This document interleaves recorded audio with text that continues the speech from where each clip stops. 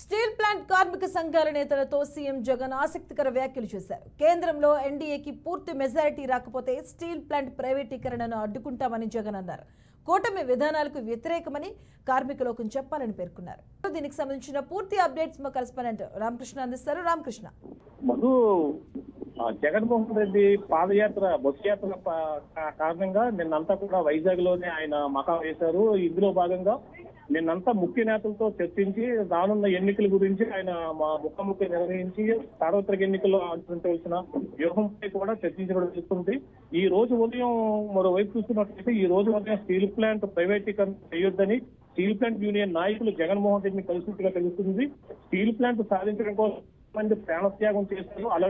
అలాంటి steel plant ను మనం విడవరాదు, దీన్ని ప్రైవేటీకరణ చేస్తే ఎన్నో కుటుంబాలు రోడ్డు పాలు అవుతాయని చెప్పి వాళ్ళు ఉన్నట్టుగా తెలుస్తుంది. అంతేకాకుండా స్టీల్ ప్లాంట్ కానీ ప్రైవేట్ ప్రాంతాల్లో మన వైసీపీ పార్టీకి మునుగడ ఉండదని చెప్పి హెచ్చరించడం కూడా తెలుస్తుంది.